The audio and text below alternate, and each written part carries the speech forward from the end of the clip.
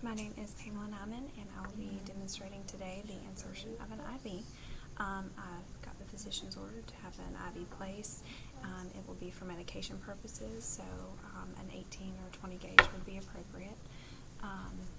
And I have performed hand hygiene, and I will now enter my patient's room to perform this procedure.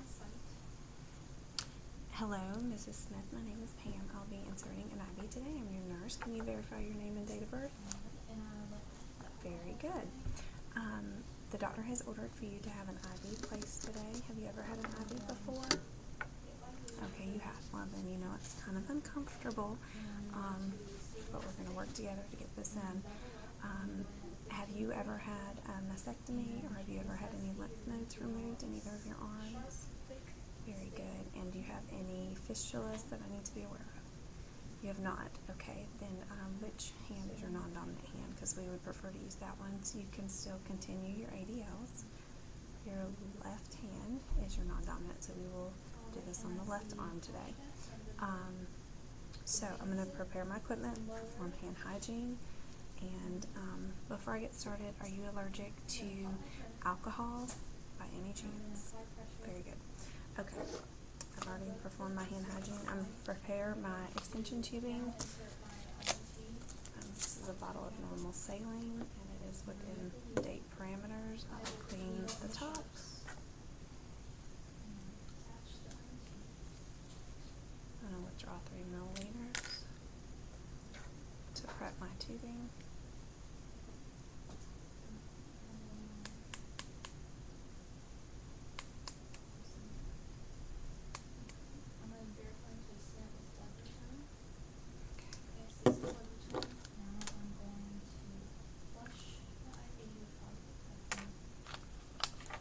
And this is sterile, has never been opened before.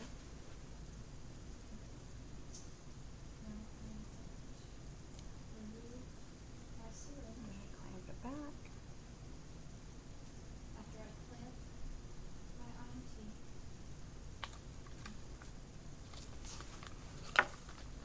Alright, open my IV insertion kit. I'm going to look for a good vein, and I will apply my tourniquet 4 to 6 inches above the actual puncture site. And I'm going to go ahead and apply my gloves.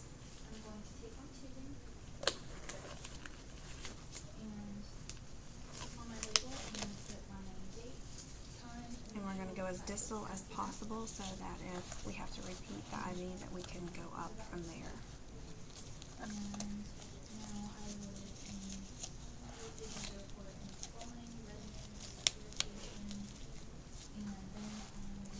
After I've applied the tourniquet, I'm going to monitor for a pulse. And I can palpate a pulse. I'm going to clean the area with alcohol, starting in circular motion and working out. And I'm going to allow that to dry.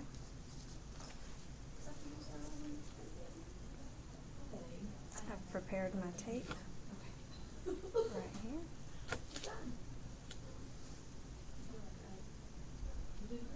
Alright, I believe it is dry, so we're going to take and open our INT. It is a 20 gauge 1.5 inch needle, 20 gauge 1 inch needle, which I will document after the procedure is over.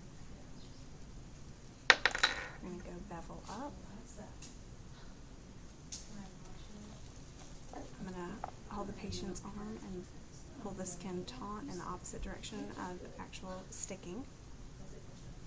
And I'll let the patient know that I'm about to stick them. Mrs. Smith, I'm about to stick. You'll feel a pinch, okay? I'll advance until I get blood return, go another 1/8 of an inch, and then advance the catheter off the needle. I will pull the needle out and apply pressure. I will put this in the sharps container. I'll release the tourniquet.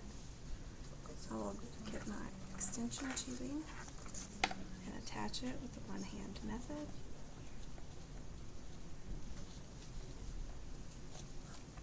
I'll unclamp it, aspirate for blood return, and I do have blood return. I'm going to do the push-pause administration of the saline. to flush the line and applying positive pressure, I will clamp it off.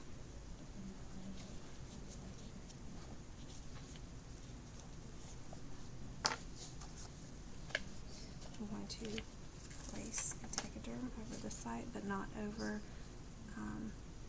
the bevel.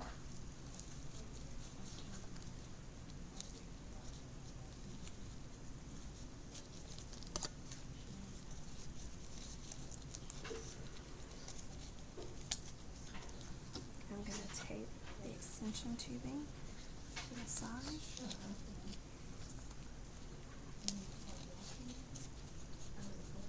And on the label, I would put my initials, the date, and the time, and the gauge number, and I would stick the sticker to the lower portion so that you can still see the insertion site. I would monitor for patient tolerance. Ms. Smith, are you doing okay? Are you in any pain? I would monitor the site for any infiltration when I administered the saline, and there was none, so the IV is in place. And I would again document on the progress notes how many attempts were used. It was done on the first attempt, the size of the needle, the patient tolerance of the procedure, and any teaching, which would be that if the patient has any pain or discomfort, to use the call light and to call me. If any tubing is attached, to call me before they get out of bed so that nothing becomes dislodged. And that is the end of my procedure.